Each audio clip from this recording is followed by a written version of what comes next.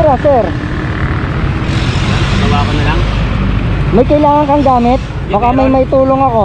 Okay lang, Paps. Dito lang, Paps. Pagawa na bibili akong kadena. Nabaluktot yung kadena ko eh. Nabaluktot yung kadena? Eto, sa'yo na lang yung kadena ko, sir. Yung motor mo, lipat mo dun sa may gutter para hindi tayo masagi. Okay lang sa'yo, baka may biyay ka pa. Hindi, okay lang yun, sir.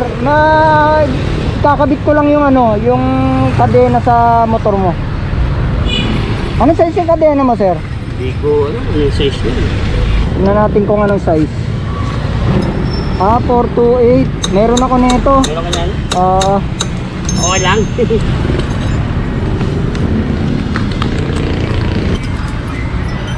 Ito, sir, oh. Ito, kasukat nito yan. Pumilipit na pala yung mo. Kaya pagtakbo ko, kaya nasira itong Pati yung spacer mo nasira. Kasi yung mo, yung kadena, pumilipit na. Kaya kailangan na palitan na.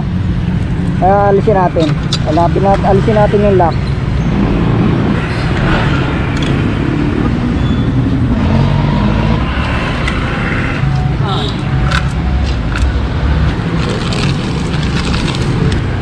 Panakan mo, Paps.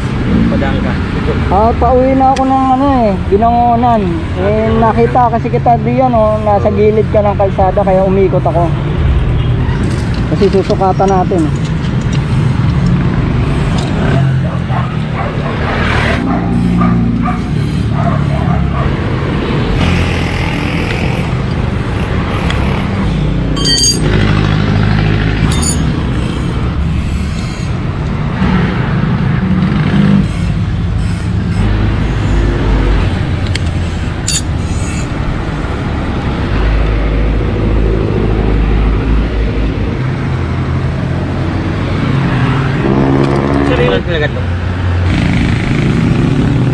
Ngayon, sir, ang gawin mo, buksan mo yung makina, paandarin mo hanggang 4th gear. Titingnan natin kung kakalas yung kadena.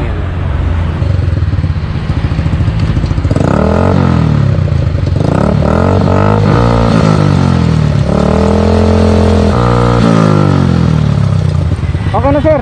Patayin mo na, ibabalik ko na yung takip.